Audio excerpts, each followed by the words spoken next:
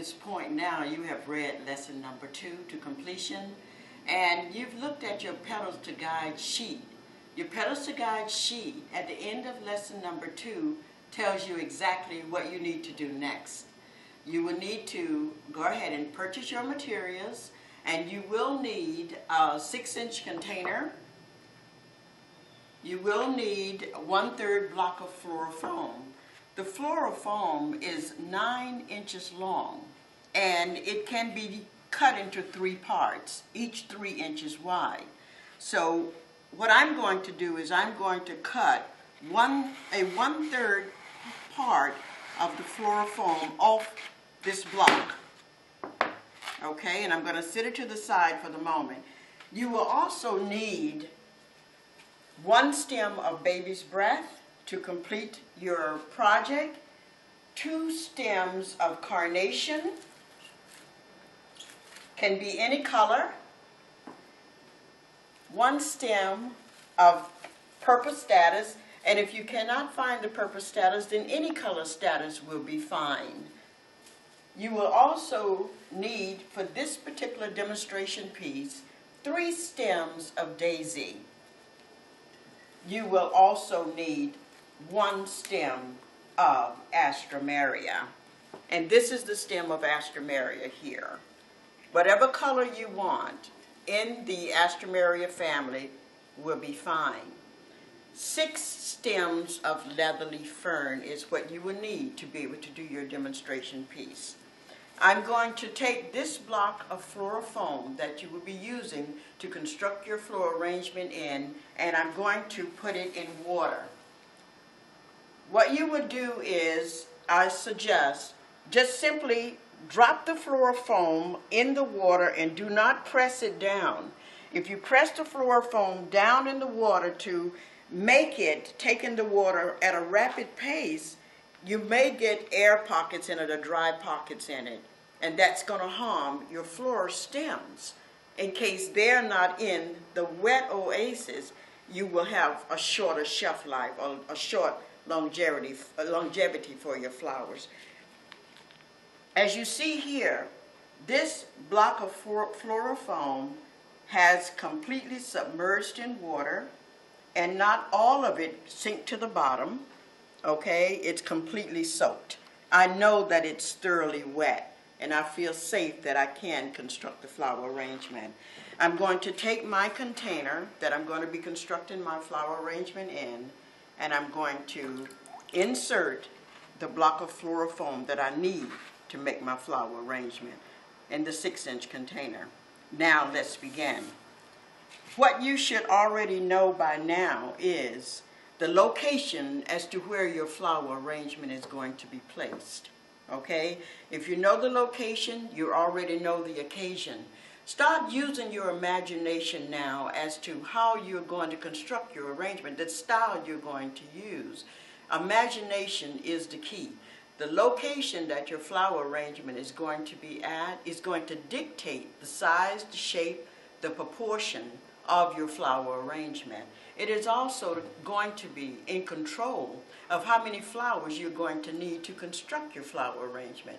So if you are on a budget, knowing the occasion and knowing the location, therefore knowing the size, the shape, the style, and the proportion will help you to be able to not overspend and buy flowers you do not need for your floral arrangements. So let's get started in constructing our first piece. We're going to, as a beginner, I'm going to make a suggestion to you. With your daisies, these are daisies, scientific name chrysanthemum, short name mom. I'm going to cut all of the extensions off the stems of daisies. I'm going to leave 1 stem of flower on each one of the main stems. Let's go ahead and cut all of them off, all of the extensions of daisy, because this is what we call a setup. You're going to cut all of them off very quickly and leave that 1 stem on. You have your leatherleaf fern here. Just what I recommend that you do also is separate your flowers, your fillers, and your foliages. These are our foliages, and I'm going to place them here. I'm going to place this daisy chrysanthemum flower here. The purpose status is going to be a part of our filler. The baby's breath will be a part of our filler for this flower arrangement. I'm going to place them here. So now I have foliages, I have my flowers, and I have my fillers. And these are the three ingredients that almost every florist or anyone that's constructing a flower arrangement should have to complete their floral design. What I'm going to do next is called covering the oasis. You want to start by covering the oasis, okay? Because when you cover the oasis, you're starting with what we call the basics of the design. I'm going to go ahead and cut some of the leaves off my leatherleaf fern. Covering the oasis, as I said, is called covering or starting the basics of your design. Okay, so now, what I'm doing now is also in a layman's term called greening up. So I'm just going to go ahead and put the leaves in, and you want to make sure you have enough extension on your stem so that once you insert it in the oasis, the leaf does not fall out.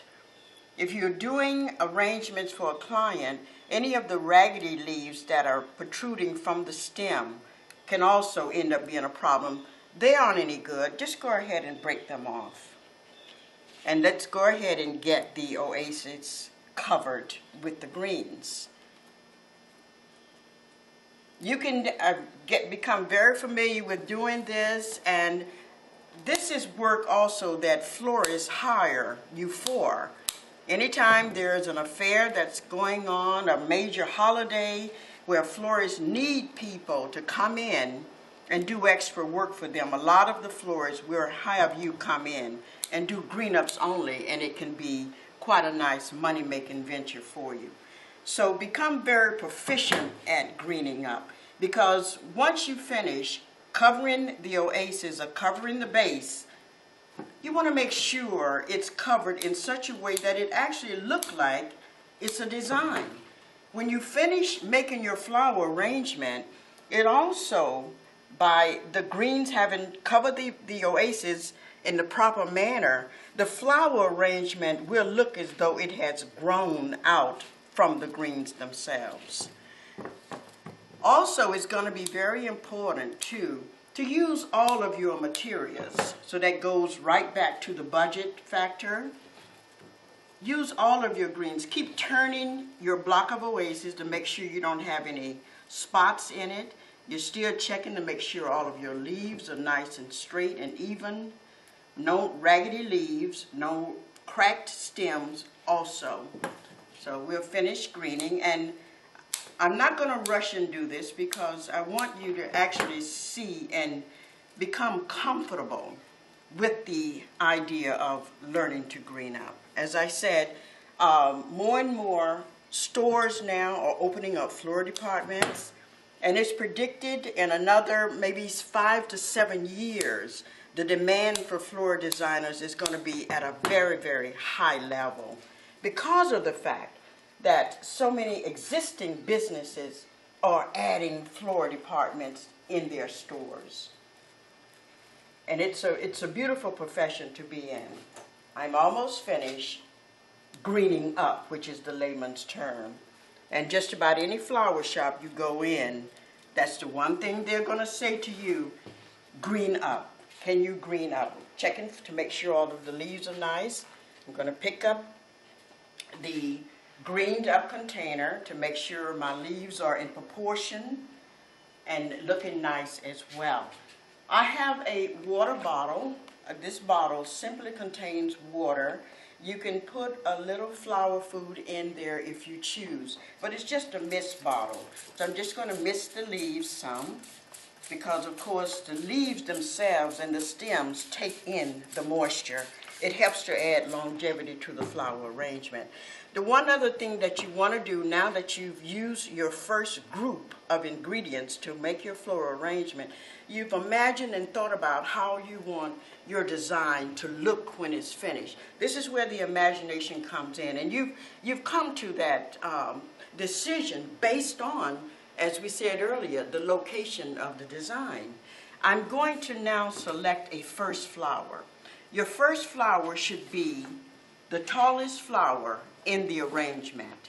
So you will select your first flower, and one other point I like to make too as a beginning designer, that you put your stems by way of length.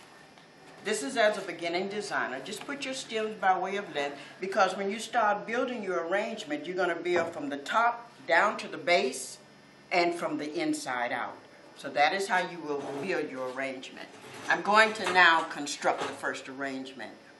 You can select any stem, longer stem, as a first flower. Whatever the color you want it to be, that's fine as well. I'm going to select, one other point I'd like to make is make sure the head of the first flower, which is called our focal flower, is straight. When you have a head that is standing erect on the stem, it actually causes the entire arrangement to be more elegant looking. Instead of a bent head, a straight head or straight neck stem does create more elegance. So this one I will not use. I would choose this one here to use. This is a good one here, okay? I'm going to go ahead.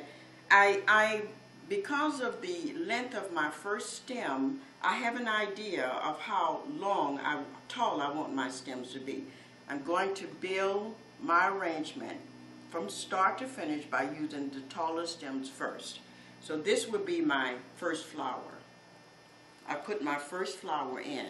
I'm going to take these other stems here of the extensions, and I'm going to cut this one off because it's going to be tall enough. I'm going to go ahead and cut this one, and I'm going to go ahead and cut this one. I'm going to go ahead and insert this flower stem here. This is a taller stem. Cut your flower stems on an angle. I'll put this stem here, and I would take this stem. I'm going to go ahead and cut off all the little stumps that's on this stem. Any little protrusions on the stem to try to create as much of a smooth stem as possible. And I'm going to put that stem of flower here. I don't want my flowers to touch. I want to keep a nice distance between the flowers, because the distance between the flowers will allow them to breathe and take in the amount of oxygen that they need between themselves. I have these long stem carnations, and I have the long stem astrameria. So I'm thinking, as I'm creating my design, I only have one stem of astrameria, and I think I'd like to go ahead and place it in the arrangement now. So I would take this stem of astrameria, and I'm going to place it here. Keep in mind, first flower, completely elevated, a little taller than all of the other flowers. I'm going to now go ahead and work with my carnations. I'm building my arrangement from the top down to the bottom, and also coming from the inside to the outside and constructing this arrangement. I'm going to put this carnation here. And in our lesson, we talked about starting with the first flower, which is our focal flower, slanting our stems, staggering our stems, and that is what I've begun to do. I've slanted the stem, and now I'm staggering the stems as I build the arrangement down. Turning the container as I construct the arrangement. I'm going to put this carnation flower here, and I have all of these other flowers here that I can put in.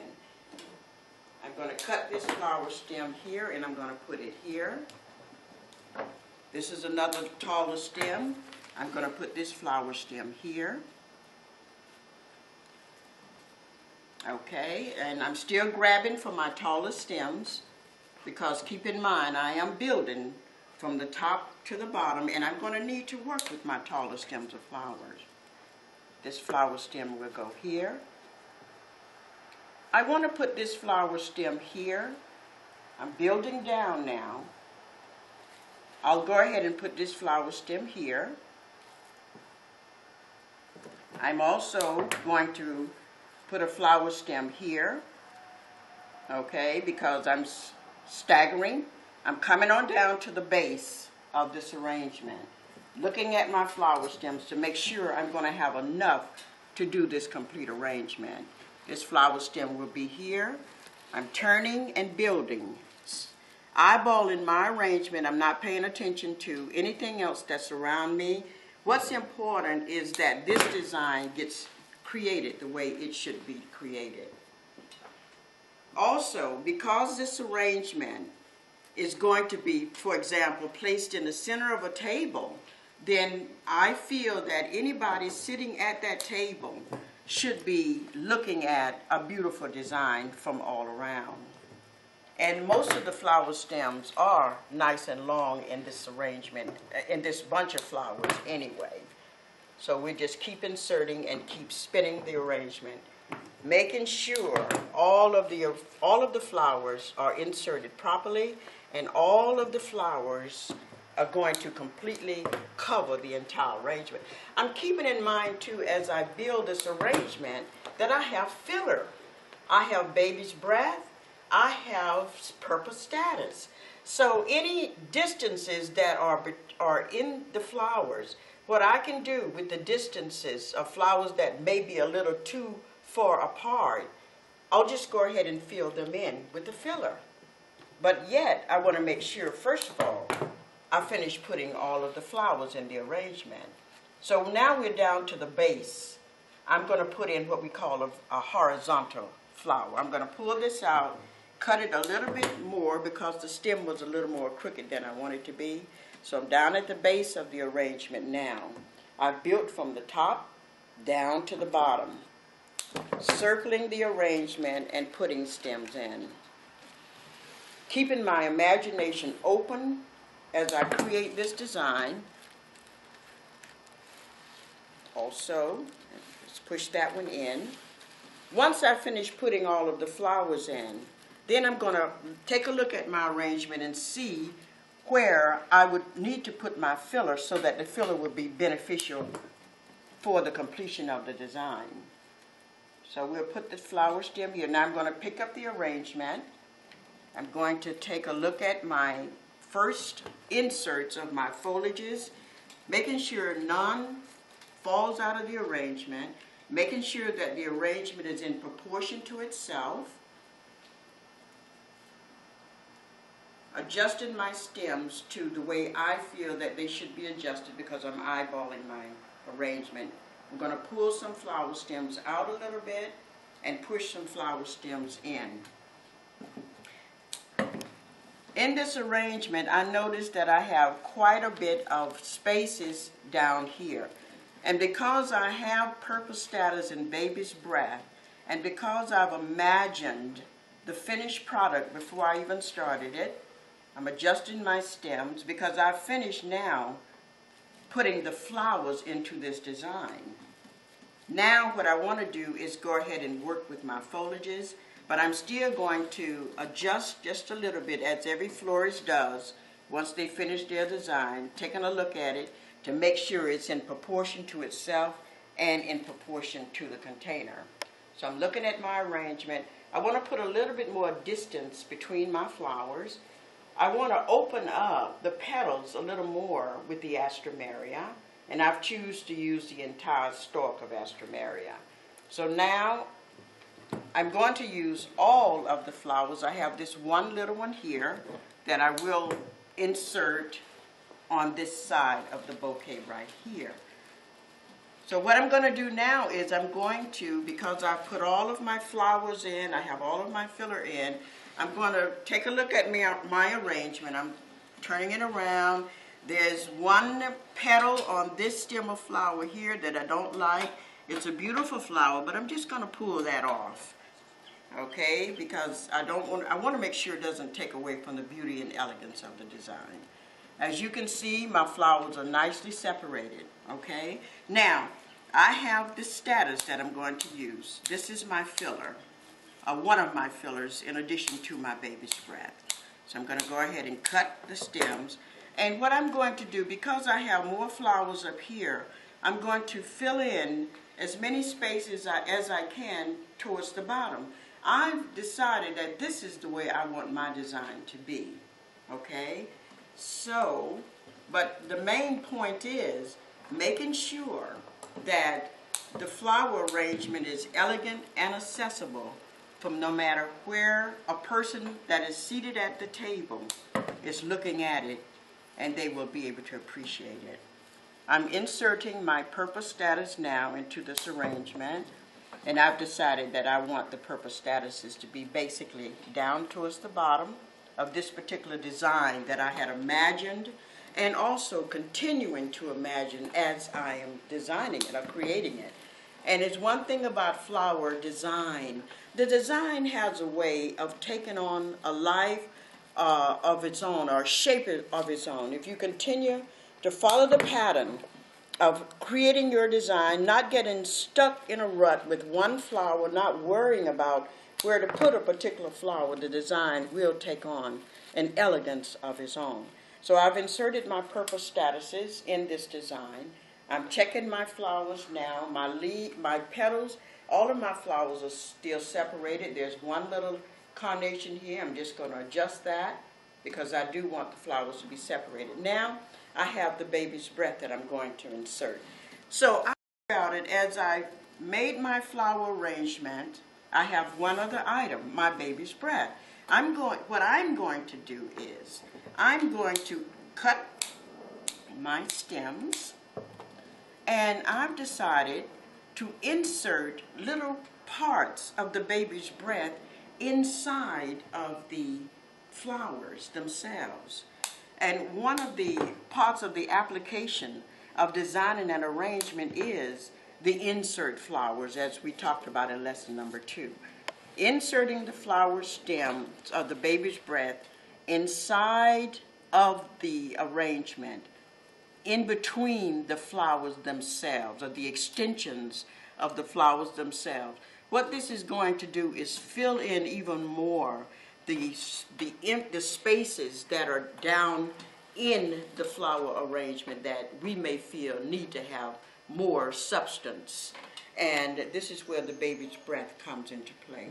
Little tiny stems of baby's breath, very gently. So insert it very gently. That way you don't hit against your flower petals and disrupt your flower petals or disrupt the position of your flower stems in your design. Take your time and insert them one at a time as you continue to build this arrangement. I'm going to gently pull this petal up and insert this piece of baby's breath. As I turn the arrangement, I'd like to go ahead and put a piece of baby's breath in here. And keep in mind, I have not allowed anything to distract me while I'm constructing. What's important to me is that this arrangement is elegant looking. If I am a florist working for a client, it's going to be very important to me that my client appreciates the work that I've done for them. I'm going to go ahead and insert a little piece of baby's breath down in here. And it looks as though the baby's breath is actually growing out of the leaves. And that's very important. Now that I have all of this area filled in with baby's breath, I'm going to go ahead and put some down here towards the bottom of the bouquet. And again, I can't stress the importance enough of being able to use all of your materials. You will already know, or you should know for the most part, or as best you can, how much material you need to purchase in the real world. You're going to know how much to purchase because of the lessons that you're going to be doing. But once you begin to make flower arrangements, knowing the location of that flower arrangement, once you know what the occasion is very important, because the location of where the arrangement is going to be placed is going to dictate the size, the style, the shape, the balance, the proportion of your arrangement. And that is a huge, huge part of the important decision that you need to make. It does cover such a wide area. Even though the stem of baby's breath that I'm using is very large, I'm still going to use all of it because the client has hired me, for example, to make these arrangements, and they've allowed a budget, okay? And so to be very fair, even though I may not need all of this, if based on my thinking, I can still find room for it. That way I'm using all of the materials that the client has purchased.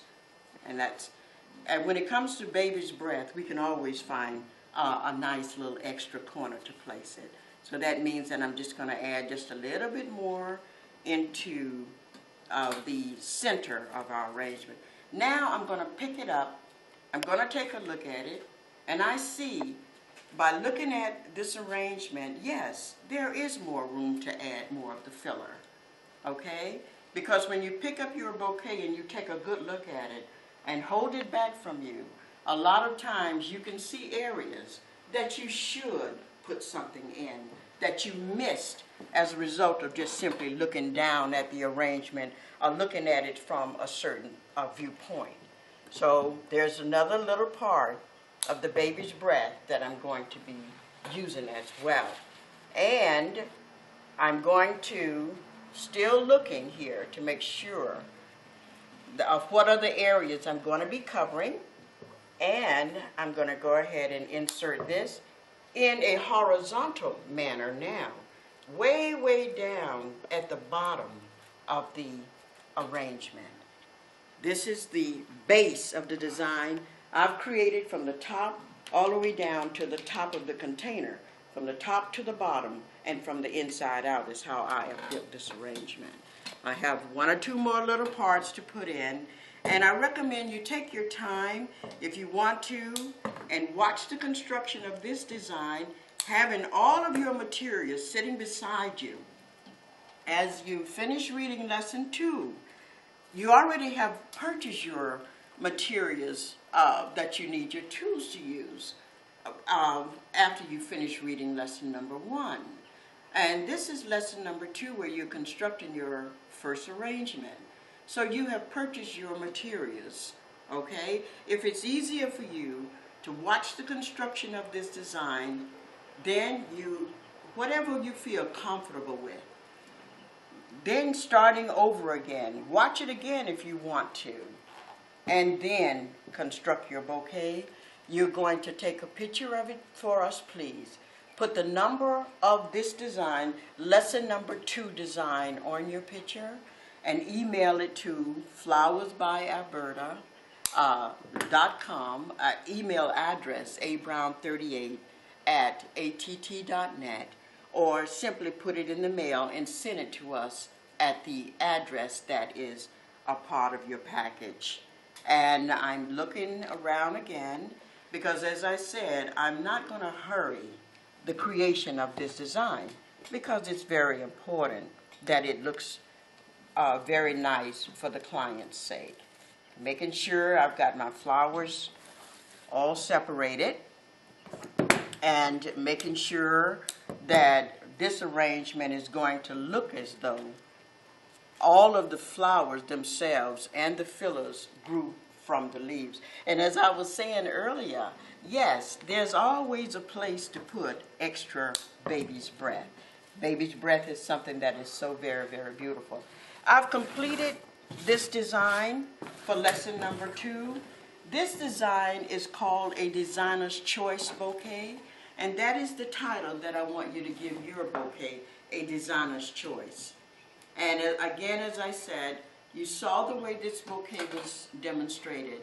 It's going to make you feel easier about constructing this arrangement if you follow those steps. Number 1, separating your flowers, your fillers, and your foliages.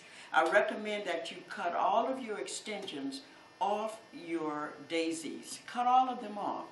As a beginner designer, you can line your stems of extensions and flowers up by length because you're going to start designing or building your arrangement using your longer stems first.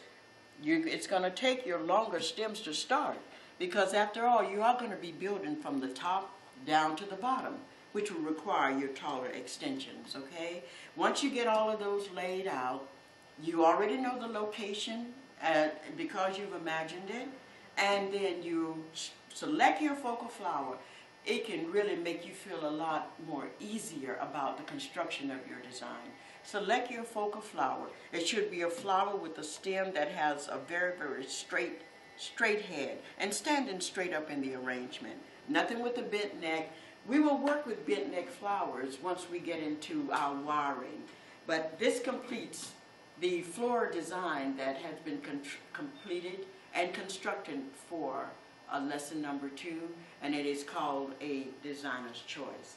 And if you notice, all of the flowers, the fillers and foliages were used, and it's a design that no matter where you're seated at the table, someone is looking at a design.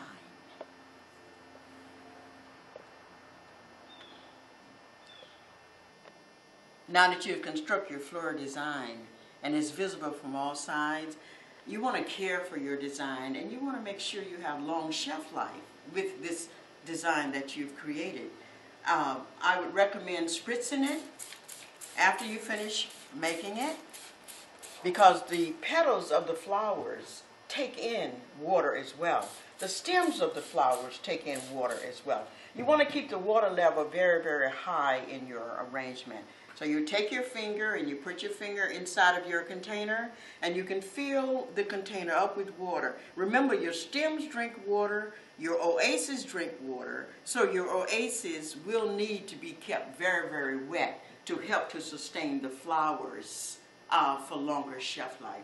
You want to keep your flower arrangement also in a cool place, not a hot place, because if the container gets too heated underneath the bottom, it can cut down on the shelf life of your flowers. So keep them in the average room temperature.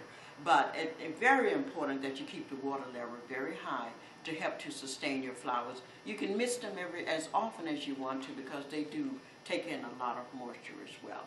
The key is making sure we get the fullest quality and value from our flowers as we've designed them.